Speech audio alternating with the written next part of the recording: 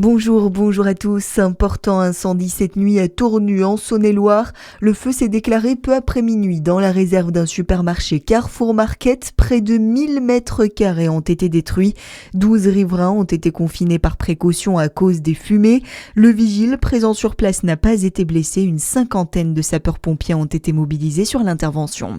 La colère monte à l'unité de stérilisation centrale publique privée de Dijon. Les salariés ont entamé un mouvement de grève hier matin pour réclamer des hausses de salaire et davantage de reconnaissance.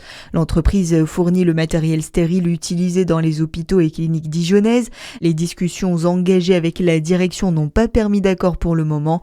Le mouvement doit se poursuivre aujourd'hui.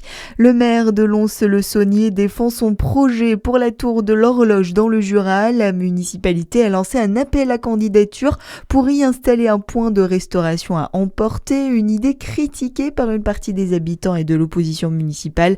Le maire Cyril Bréraud assume pleinement cette décision et explique vouloir redonner de l'attractivité au centre-ville.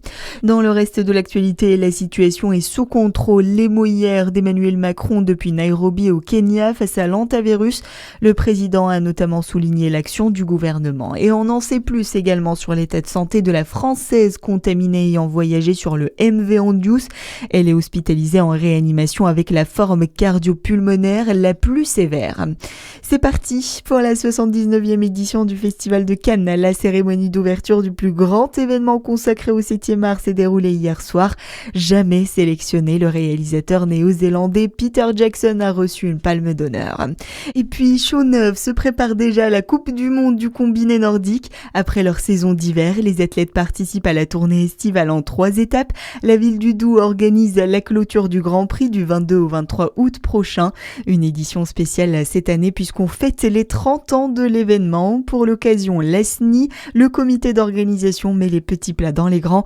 Le président Stéphane Invernizzi détaille la programmation au micro de Charlie Chevasson. On va faire vraiment une grande fête pour fêter cet anniversaire et puis fêter nos champions. Dès le vendredi soir, nous aurons en fin d'après-midi la présentation des équipes qui sera animée par Laurent Multaler, un ancien athlète.